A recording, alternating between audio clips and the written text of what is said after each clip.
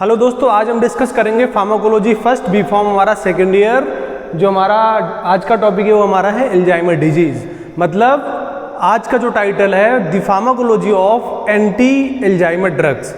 जो हमारा Alzheimer disease में जो हमारी मेडिसिन यूज हो रही हैं उनका मैकेनिज्म ऑफ एक्शन डिटेल से देखेंगे, क्या एडीआर है उसके, और इसके अलावा जो हमारा अल्जाइमर डिजीज है हमारा क्या होता है, और थोड़ा सा बेसिक्स इसके देखेंगे कि मेजर कॉज इटियोलॉजी हमारी अल्जाइमर डिजीज की क्या है। ठीक है, बहुत डिटेल से हम डिस्कस अल्जाइमर नहीं करेंगे क्योंकि अगर डिटेल से डिस्कस करना होता तो फिर हम जाएंगे पैथोफिजियोलॉजी के सब्जेक्ट में। चलो भाई स्टार्ट करते हैं पहले अल्जाइमर डिजीज। तो पहले हम समझ लेते हैं थोड़ा कि जो अल्जाइमर्स डिजीज है वो क्या है। अगर हम बात करें अल्जाइमर डिजीज की तो इसका मतलब होता है तो अल्जाइमर डिजीज है प्रोग्रेसिव न्यूरोलॉजिकल डिसऑर्डर। प्रोग्रेसिव मतलब धीरे धीरे बढ़ने वाला, प्रोग्रेसिव लंबे टाइम तक, neurological disorder, neurological related to your neurons, ठीक है, that cause the brain shrink. देखो ब्रेन श्रिंक इसलिए मतलब बोला गया है, श्रिंक मतलब होता है सिकुड़ जाना, एट्रोपी हो जाना, साइज कम हो जाना। मान लो अगर आपका इतना साइज है ब्रेन का तो वो ऐसे हो गया, ठीक है, श्रिंक कर गया, एट्रोपी हो गया। किस केस में? In case of Alzheimer disease. Alzheimer disease के केस में क्या होता है, जो ब्रेन है हमारा specially cortex and hippocampus region है वो क्या हो जाता है, श्रिंक कर जाता है, एट्रोपी हो जाती है, सिकुड़ जाता है वो area, and brain cell die. जो हमारी ब्रेन सेल्स हैं, न्यूरॉन्स हैं, वो क्या होने लगते हैं, मरने लगते हैं, डाई होने लगते हैं। क्लियर? इसके अलावा क्या है, this is most common cause of dementia. Alzheimer is a most common cause of dementia. Dementia क्या है? डेमेंशिया का मतलब होता है जब किसी पर्सन को रीजनिंग की प्रॉब्लम आ जाए, न्यूरोलॉजिकल दिक्कत आ जाए, लॉजिकल थिंकिंग में दिक्कत आए, उसे कॉग्निशन इम्पेयरमेंट हो जाए, नेविगेशनल दिक्कत आने लगे, ठीक है, इसके अलावा मेमोरी लॉस होने लगे उसकी, तो उसको बोलते हैं हम डेमेंशिया। क्लियर? समझ में आ गया? अल्जाइमर के पेशेंट में आपका हिप्पोकैम्पस एंड आपका कॉर्टेक्स श्रिंक होने लगता है, एट्रोपी हो जाती है, और इसके अलावा most common cause of dementia. इसके अलावा अगर थोड़ा सा ऑन डिटेल देखें जो हमारा अल्जाइमर डिजीज है, इस केस में क्या होता है, हमारा जो पैरासिम्पैथिक सिस्टम है, कोलिनर्जिक सिस्टम है, पूरी तरह से डिस्टर्ब हो जाता है। डिस्टर्ब क्यों होता है? जो हमारा एसिटाइल कोलिन होता है, एसीएच, उसका लेवल सिग्निफिकेंटली ड्रॉप होने लगता है, कम होने लगता है, जिसकी वजह से मेमोरी लॉस वगैरह की दिक्कत आती है। क्योंकि जो एसिटाइल कोलिन है हमारा alteration, concentration and memory cognition के लिए रिस्पॉन्सिबल होता है, इसीलिए अल्जाइमर के केस में ये कॉम्प्लिकेशंस आते हैं। अगर थोड़ा सा हम देखें एटियोलॉजी की बात करें कि अल्जाइमर के केस में एटियोलॉजी क्या हो सकती है, तो मेजर दो एटियोलॉजी है, एक तो है प्लाक्स, दूसरा हमारा टैंगल्स। प्लाक्स में क्या होता है, जो हमारा एमोलाइड बीटा फ्रेगमेंट्स बनने लगते हैं। अगर हम बात करें एमोलाइड बीटा फ्रेगमेंट्स की तो क्या होते हैं, जो हमारे एमोलाइड बीटा है वो क्या है, हमारी एक तरह की प्रोटीन है। Amyloid beta is a large membrane protein responsible for neuronal growth and repair. जो एमोलाइड बीटा है वो किसके लिए रिस्पॉन्सिबल है, न्यूरॉन्स ग्रोथ एंड रिपेयर के लिए रिस्पॉन्सिबल है। सेकेंडरी जो हमारी हाइपोथेसिस एटियोलॉजी वो हमारा टैंगल्स। टैंगल कौन बना रहा है, वो हमारा बना है टाउ प्रोटीन। टाउ प्रोटीन क्या है हमारी, टाउ प्रोटीन क्या है, तो tau protein is a microtubule associated protein, ठीक है। इसकी अगर फंक्शन की बात करें तो क्या करता है, to maintain synaptic structure and signalling, ठीक है। टाउ प्रोटीन हमारा क्या कर रहा है, सिनेप्टिक स्ट्रक्चर को मेंटेन कर रहा है एंड सिग्नलिंग पाथवे को एग्जीक्यूट कर रहा है। और एक चीज है जो हमारा टाउ प्रोटीन है उसमें हाइपर फॉस्फोराइलेशन होने लगता है, जिसकी वजह से न्यूरोनल जो कम्युनिकेशन है ब्रेक डाउन होने लगता है, और हमारी सिनेप्टिक जो कंडीशंस हैं लॉस होने लगती हैं, और जो हमारा टाउ प्रोटीन है वो अपना शेप चेंज करने लगता है। फ्रॉम शेप चेंज करने के बाद वो क्या बनता है हमारा, एनएफटी, न्यूरोफाइब्रिलरी टैंगल्स, ठीक है। तो ये समझ में आ गया, beta amyloid and tau proteins. Clear? Differences समझ ली, इसकी थोड़ी सी एटियोलॉजी समझ ली, हमने देख लिया कि एमोलाइड बीटा और टाउ प्रोटीन्स क्या होता है, ठीक है। अब हम देखेंगे जो हमारी अल्जाइमर डिजीज है इसमें हमारी कौन कौन सी मेडिसिन यूज हो रही है, जो हमारा फार्माकोलॉजी का पार्ट है, classification of anti Alzheimer drugs, ठीक है। अब देखो अगर हम पहले क्लासिफिकेशन की बात करें तो जो हमारा पहला क्लासिफिकेशन है अल्जाइमर ड्रग्स का, एंटी अल्जाइमर ड्रग्स का, वो है हमारा कोलिनर्जिक एक्टिवेटर्स, ठीक है। अगर इसको बोले हम कोलिनर्जिक एक्टिवेटर्स या फिर एंटी कोलिन स्टेरेज, ठीक है, एंटी एसिटाइल कोलिन स्टेरेज, ठीक है। तो बात दोनों में वही है, चाहे आप बोलिए कोलिनर्जिक एक्टिवेटर्स या फिर एंटी एसिटाइल कोलिन स्टेरेज, ACHE। तो दोनों में कोई फर्क नहीं है, ठीक है। थोड़ा सा डिटेल बताएंगे आपको कि ACHE वहां पे क्या है जब इसका मैकेनिज्म आपको शो करेंगे। तो इसमें आपकी मेजर कौन सी ड्रग है? टैक्रिन, कोलिनर्जिक एक्टिवेटर्स। जैसे कि मैंने आपको बताया कि जब एल्जाइमर की कंडीशंस होती हैं तो उस केस में आपका जो पैरासिम्पैथिक सिस्टम है, कोलिनर्जिक सिस्टम, वो डिस्टर्ब हो जाता है और जो एसिटाइल कोलिन का लेवल है हमारा नीचे हो जाता है, सिग्निफिकेंटली ड्रॉप आउट हो जाता है। इसलिए क्या करते हैं हम? कोलिनर्जिक सिस्टम को एक्टिवेट करते हैं, इसलिए हमें लगाना पड़ता है कोलिनर्जिक एक्टिवेटर्स जो हमारा जाए और एसिटाइल कोलिन के लेवल को मेंटेन करे जाके ब्रेन में। तो कौन से ड्रग है हमारे पास? है टैक्रिन, ठीक है। कोलिनर्जिक एक्टिवेटर की बात करें तो हमारे पास है टैक्रिन, रिवास्टैग्मिन, डोनापेजिल, ठीक है, and galantamine. Tacrine, rivastigmine, galantamine and donepezil, these are well known and well established cholinergic activator used in Alzheimer disease। अब बात करेंगे जो हमारा सेकेंड क्लासिफिकेशन है वो हमारा है ग्लूटामेट या फिर NMDA एंटागोनिस्ट। जो हमारा NMDA है वो रिसेप्टर किसका है? ग्लूटामेट का। ग्लूटामेट क्या है? हमारा एक तरह का है न्यूरोट्रांसमीटर। और एंटागोनिस्ट का मतलब होता है जिसके पास अपनी खुद की कोई एफिकेसी नहीं होती है बट एफिनिटी रखता है वो। मतलब एफिकेसी मतलब खुद का कोई एक्शन नहीं है इनके पास बट एफिनिटी रखता है। एफिनिटी का मतलब है वो बाइंडिंग प्रॉपर्टी है बट उसके पास खुद की कोई एफिकेसी नहीं है, उसको बोलते हैं हम एंटागोनिस्ट, ठीक है। अब देखो अगर हम इसकी फुल फॉर्म की बात करें NMDA की, तो एन मिथाइल डी स्पार्टेट, क्लियर। इसमें जो ड्रग आपकी आती है वो सिंगल ड्रग आती है, इसमें है आपकी मेमेंटीन। Memantine is a NMDA antagonist, ठीक है। जो हमारी थर्ड क्लासिफिकेशन की ड्रग है वो हमारी अभी 2021 में अप्रूवल मिला है। तो ये क्या है? हमारी एक मोनोक्लोनल एंटीबॉडी है, इसको बोलते हैं एंटी एमोलाइड एंटीबॉडी। कौन सी, क्या नाम है इसका? एडुकैनुमैब। एडुकैनुमैब ये हमारी क्या है? एक तरह की मोनोक्लोनल एंटीबॉडी है जो बहुत अच्छा रिस्पांस कर रही है और अभी रिसेंटली जून 2001 में इसको यूएसएफडीए अप्रूवल मिला हुआ है। अब बात करेंगे जो हमारा चौथा है क्लासिफिकेशन एंटी एल्जाइमर ड्रग्स का, वो क्या है हमारा? मिसलेनियस कैटेगरी की ड्रग जो हमारी है, मिसलेनियस सेरेब्रो एक्टिव ड्रग्स या फिर आप सेरेब्रो एक्टिव ड्रग्स भी बोल सकते हो। इसमें आपकी कौन सी है? पैरासिटम, ठीक है। पैरासिटम है आपकी पैराटिनॉल, पैरासिटम, पैराटिनॉल, सेटिकोलिन, ठीक है। उसके बाद है आपका जिंको बिलोबा या फिर बाइलोबा। जिंको बिलोबा आपकी एक नेचुरल, एक हर्बल मेडिसिन है, बहुत ही अच्छा काम है इनका। बट थोड़ा सा इसके जो मिसलेनियस कैटेगरी की ड्रग हैं, सेरेब्रो एक्टिव ड्रग्स हैं, इनका थोड़ा सा एविडेंस कम मिलता है, बहुत अच्छी इफिकेसी नहीं है, तो इनको हम प्रायोरिटी बेसिस पे नहीं रखते हैं। जो हमारी ड्रग आप चॉइस है वो आपकी है कोलिनर्जिक एक्टिवेटर्स। बट अभी जो रिसेंटली अप्रूव्ड हुई है एंटी एमोलाइड एंटीबॉडी, ये भी बहुत अच्छा अभी रिस्पॉन्स शो कर रही है। अब हम देखेंगे जो हमारा क्लासिफिकेशन है इंडिविजुअल ड्रग, जो इंडिविजुअल कैटेगरी की जो ड्रग है हमारी क्लासिफिकेशन में, वो किस तरह से हमारी काम कर रही हैं। हमने आपको बताया था कि जो एल्जाइमर है उसमें हमारा पैरासिम्पैथेटिक कोलिनर्जिक सिस्टम डिस्टर्बेंस हो जाता है और एसिटाइल कोलिन का लेवल डिक्रीज हो जाता है ना। तो थोड़ा सा हम देख लेते हैं कि जो एसिटाइल कोलिन है वो कैसे बनना है, उसकी बायोसिंथेसिस क्या है। एसिटाइल कोलिन को बोलते हैं हम ACH, क्या बोलते हैं? ACH शॉर्ट फॉर्म में बोलते हैं हम एसिटाइल कोलिन, ठीक है। एसिटाइल कोलिन को बनने के लिए हमें चाहिए दो चीजें। कौन सी चाहिए? एक तो चाहिए एसिटाइल कोएंजाइम A और दूसरा चाहिए हमें कोलिन, ठीक है। दो चीजें अगर हमें मिल गई तो हम एसिटाइल कोलिन को बना लेंगे।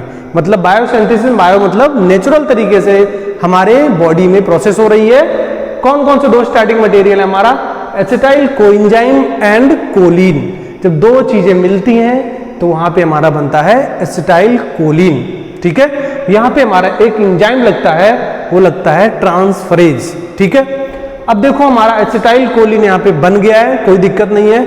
अगर एसिटाइल कोलिन हमारे ब्रेन में प्रॉपर मेंटेन है, उसका लेवल कम नहीं हो रहा है, तो हमें कोई भी न्यूरोलॉजिकल दिक्कत नहीं आएगी, एल्जाइमर की दिक्कत नहीं आएगी। अगर एसिटाइल कोलिन का लेवल हमारा कम हुआ तो हमें neurological like Alzheimer dementia like symptoms की प्रॉब्लम आ सकती है। अब एसिटाइल कोएंजाइम कोलिन मिल गए, एसिटाइल कोलिन बन गया। अब एसिटाइल कोलिन फर्दर देखो किस में डिवाइड हो जाता है? Acetate and choline. जब एसिटाइल कोलिन का हाइड्रोलिसिस होने लगता है, डिग्रेडेशन होने लगता है, तो दो पार्ट में ब्रेक डाउन हो जाता है, एसीटेट एंड कोलिन।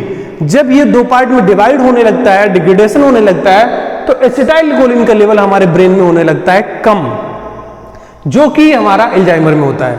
जैसे मैंने बताया था आपको, जो एसिटाइल कोलिन का लेवल आपका अल्जाइमर के केस में नीचे हो जाता है, कम हो जाता है। अब देखो, जो एसिटाइल कोलिन का डिग्रेडेशन हो रहा है, हाइड्रोलिसिस हो रही है, वो किस एंजाइम्स के प्रेजेंस में हो रही है? वो हो रही है एसिटाइल कोलिन एस्टरेज। किसके एंजाइम के प्रेजेंस में हो रही है? Acetyl choline esterase. इसको हम क्या बोलते हैं? ACHE। ठीक है, आपको ये शॉर्ट फॉर्म याद रखना पड़ेगा, बहुत ज्यादा यूज होते हैं ये। ठीक है, सबसे पहले हमने क्या देखा? एसिटाइल कोएंजाइम ए है एंड हमारे पास कोलिन है, जिससे हमारा HCH बन गया, एसिटाइल कोलिन बन गया। अब एसिटाइल कोलिन का फर्दर डिग्रेडेशन हुआ, हाइड्रोलिसिस हुई, तो एसीटेट एंड कोलिन में ब्रेकडाउन हो गया। कौन से एंजाइम के प्रेजेंस में? Acetyl choline esterase. This is ACHE। Confuse नहीं होना है, एसिटाइल कोलिन को ACH बोल रहे हैं और जो हमारा एंजाइम है एसिटाइल कोलिन एस्टरेज, उसको बोल रहे हैं हम ACHE। क्लियर? ये थोड़ा समझ में आ गया। अगर ये आपको समझ में प्रोसेस आ गया तो आपको मोस्ट ऑफ दी जो एंटी एल्जाइमर ड्रग्स हैं उनका मैकेनिज्म बहुत इजीली समझ में आ जाएगा। अब हम बात करेंगे जो आपकी क्लासिफिकेशन नंबर फर्स्ट थी, कौन सी थी? एंटी एसिटाइल कोलिन एस्टरेज, या फिर कोलिन एस्टरेज इनहिबिटर्स, या फिर हम कोलिनर्जिक एक्टिवेटर्स बोलते हैं।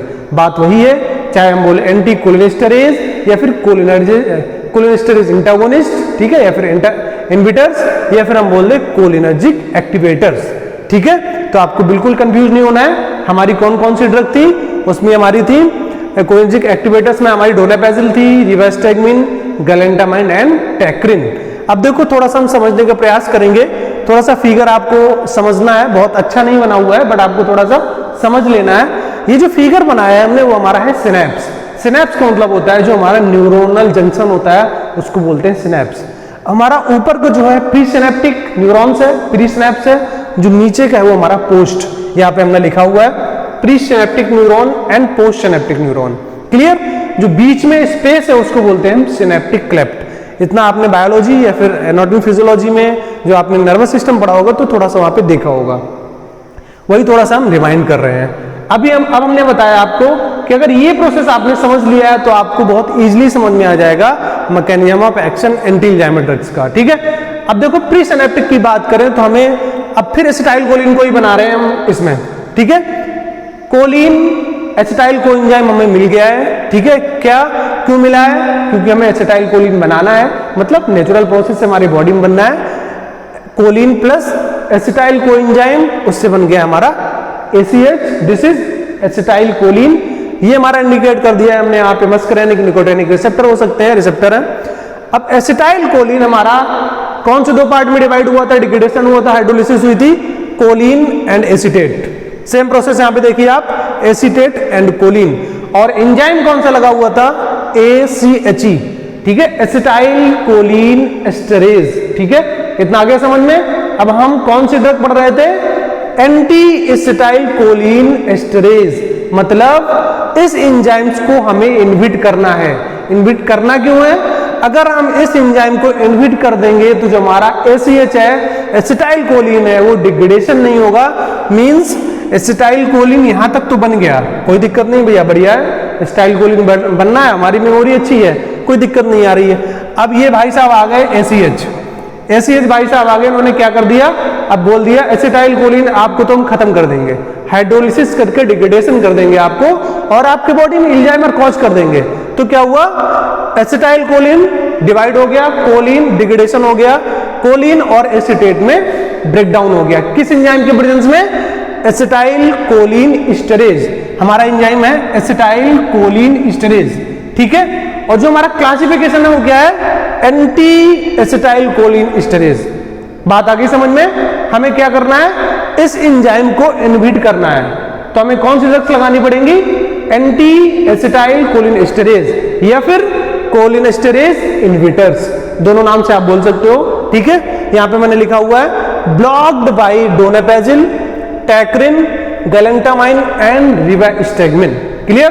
बात आ गई समझ में? अगर हम इसकी हाइड्रोलिसिस को रोक दें, ठीक है, by the blocking of ACHE, तो हमारा एसिटाइल कोलिन प्रॉपर बनता रहेगा और हमारी बॉडी में कोई दिक्कत नहीं होगी। आई होप आपको ये क्लासिफिकेशन कि जो ड्रग्स हैं उसका मैकेनिज्म ऑफ एक्शन बहुत अच्छे से आपको समझ में आ गया होगा। बहुत इजी है, हमने एसिटाइल कोलिन यहाँ पे बना दिया। अब एसिटाइल कोलिन क्या हो रहा है, ब्रेकडाउन हो रहा है किसके प्रेजेंस में, एसिटाइल कोलिन एस्टरेज, एसीटेट और कोलिन में। तो हमने ब्लॉकर्स लगा दिए वहां पे। कौन से blockers, ACHE inhibitors. ACHE inhibitors हमारे कौन से थे, टैक्रिन था, डोनापेजिल, गैलेंटामाइन एंड रिवेस्टेगमिन, जिससे हमारा एसिटाइल कोलिन का लेवल मेंटेन है ब्रेन में और दवाएं अपना अच्छा काम शो कर रही हैं। नेक्स्ट हमारा जो होगा NMDA एंटागोनिस्ट। अब देखेंगे वो कैसे काम करता है। अब जो आपकी नेक्स्ट क्लासिफिकेशन की ड्रग है आपकी, जो आपकी एंटी एमोलाइड मोनोक्लोनल एंटीबॉडी है जो एल्जाइमर में यूज हो रही है, तो उसका नाम है एडुकैनुमैब। ठीक है, ये एक मोनोक्लोनल एंटीबॉडी है, अभी 2021 में अप्रूवल मिला है इसको।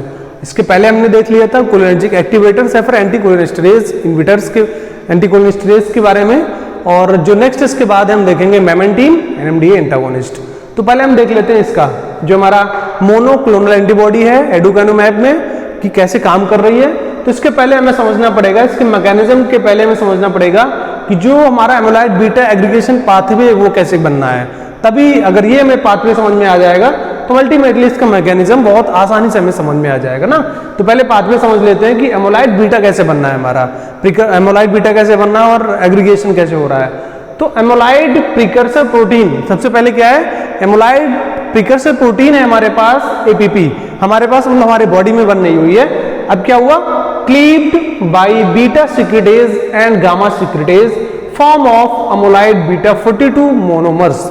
क्या हुआ, उसका क्लीवेज हुआ, cleaved by alpha secretase, sorry beta secretase and gamma secretase form of amyloid beta 42 monomers.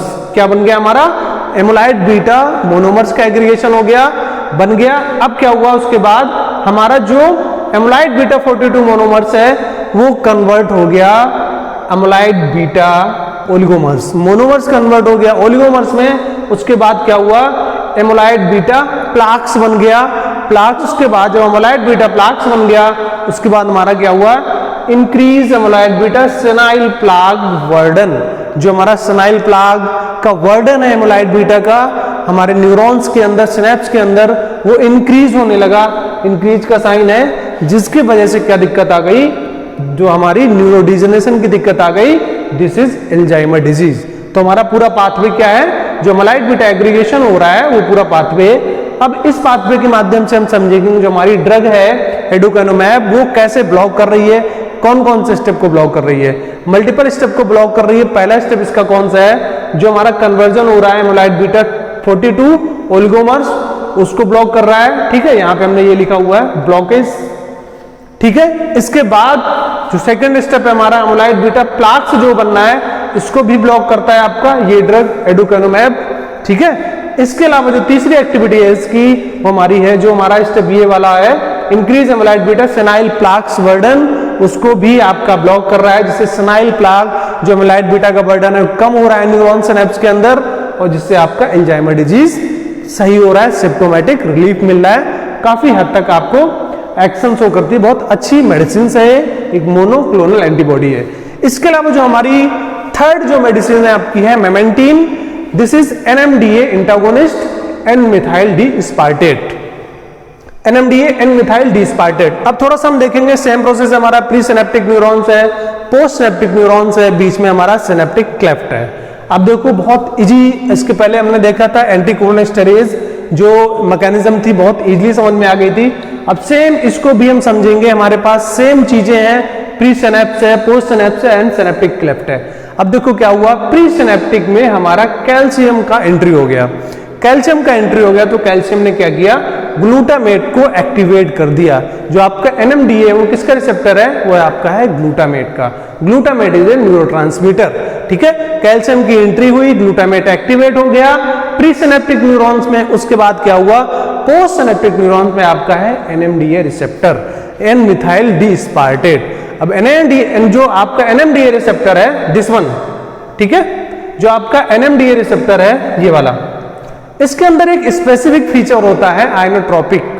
Inotropic action का मतलब होता है कि कैल्शियम की एंट्री होगी एंड सोडियम की भी एंट्री होती है एंड समटाइम मैग्नीशियम की भी एंट्री होती है। अब क्या हुआ, कैल्शियम की एंट्री हुई, ग्लूटामेट रिसेप्टर एक्टिवेट हो गया, सॉरी ग्लूटामेट एक्टिवेट हो गया।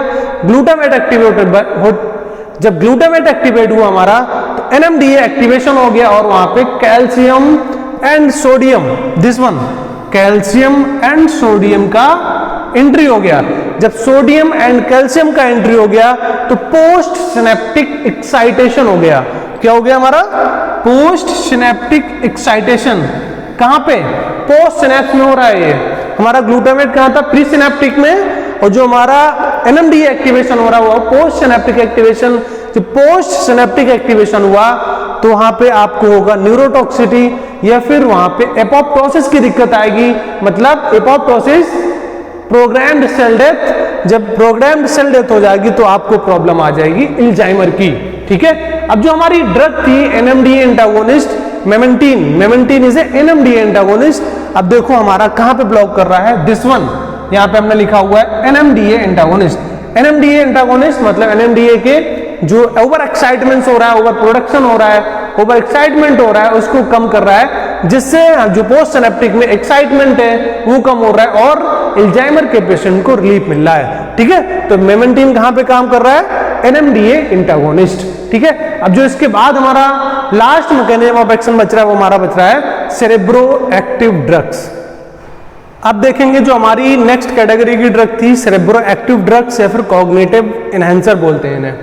तो इनका जो थोड़ा सा इनमें कौन सी ड्रग है? पैरासीटामोल है, डाईहाइड्रो एर्गोटॉक्सिन, जिंको बायलोबा या बिलोबा, पैराटिनोल एंड सिटिकोलिन या फिर साइटिकोलिन, ये ड्रग है इसमें। और इसके अलावा कुछ और ड्रग्स हैं, 2-3 ड्रग्स और हैं जो यहाँ पे मेंशन नहीं किया है। सबसे इंपॉर्टेंट इसमें अगर हम बात करें तो आपकी जिंको बायलोबा हर्बल में बहुत अच्छी काम करती है अल्जाइमर के पेशेंट में। अगर हम बात करें इनकी मैकेनिज्म ऑफ एक्शन की क्या है तो कुछ प्रपोज्ड मैकेनिज्म है। तो ये क्या करती हैं? सेरेब्रो एक्टिव ड्रग्स आपकी increase regional cerebral blood flow, जो सेरेब्रल आपका रीजन है ब्रेन में उसमें ब्लड फ्लो बढ़ा देती हैं, जिससे प्रॉपर ऑक्सीजन रीच करता है वहां पे। जो नेक्स्ट आपका है direct support to neuronal metabolism, जो न्यूरोनल मेटाबॉलिज्म हो रहा है, कम्युनिकेशन हो रहा है, उसमें सपोर्ट करती हैं। जो थर्ड आपका एक प्रपोज्ड मैकेनिज्म है इंप्रूव न्यूरोट्रांसमीटर्स और ट्रांसमिशन, जो आपका ब्रेन का न्यूरोट्रांसमिशन चल रहा है, न्यूरोट्रांसमीटर चल रहे हैं, उनके लेवल को इंप्रूव करता है, जिससे कहीं ना कहीं अल्जाइमर के पेशेंट को सिम्प्टोमेटिक रिलीफ मिलता है। अगर हम बात करें एडीआर्स की तो सबसे जो मेजर आपका जिंको बायलोबा का एडीआर है वो आपका है bleeding. Ginkgo biloba bleeding cause करता है, आपके पेरिफेरली ब्लीडिंग कर सकता है या फिर आपके इंटरनल ब्रेन में भी ब्लीडिंग कर सकता है। अब थोड़ा सा हम देख लेंगे कि जनरल एडीआर्स हमारे क्या हैं, जो हमने क्लासिफिकेशन से भी देखे, उनके मैकेनिज्म ऑफ एक्शन देखे।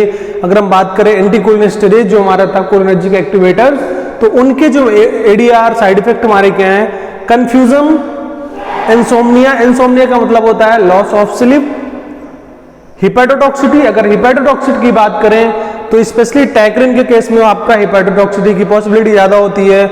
Muscle cramps, weight loss, trimmer. अगर हम बात करें ट्रिमर की तो ट्रिमर जो आपका है गैलेंटामाइन, तो गैलेंटामाइन के केस में ट्रिमर्स की प्रॉब्लम ज्यादा आती है। इसके अलावा आपका है फटीग मतलब क्रोनिक टायर्डनेस या फिर वीकनेस। नेक्स्ट आपका NMDA एंटागोनिस्ट। अगर NMDA एंटागोनिस्ट की बात करें क्या साइड इफेक्ट है तो डिप्रेशन की प्रॉब्लम आती है, कंफ्यूजन की दिक्कत आती है, हेडेक, सीवियर हेडेक की प्रॉब्लम होती है, कॉन्स्टिपेशन की दिक्कत होती है एंड वॉमिटिंग की प्रॉब्लम्स आती है अगर कोई पर्सन NMDA एंटागोनिस्ट को ले रहा है। इसके अलावा जो आपका एक मोनोक्लोनल एंटीबॉडी एडुकैनुमैब, इसकी दिक्कत आती है सबसे ज्यादा ब्रेन स्वेलिंग। इसके लेने से क्या होता है, क्लिनिकल ट्रायल्स में कुछ केसेस देखे गए हैं कि ब्रेन में स्वेलिंग आ जाती है एंड ब्रेन में इंटरनल ब्लीडिंग के चांस बढ़ जाते हैं। थोड़ा सा टॉक्सिक इफेक्ट है इसका, ब्लीडिंग की पॉसिबिलिटी ज्यादा होती है। और मोस्ट ऑफ दी आपकी जो सेरेब्रो एक्टिव ड्रग्स हैं वो वासोडायलेटर एक्टिविटी शो करती हैं, कुछ ड्रग को छोड़ के। Otherwise most of the drug है वासोडायलेटर एक्टिविटी, जिससे ब्लड फ्लो आराम से फ्लो करता रहता है और ऑक्सीजन भी सप्लाई आपके ब्रेन में प्रॉपर मेंटेन रहती है। आई होप आपको वीडियो अच्छा लगा होगा, जो मैंने मैकेनिज्म बताया आपको समझ में आया होगा। अगर फिर भी कोई डाउट है तो most welcome in my comment section. Thank you.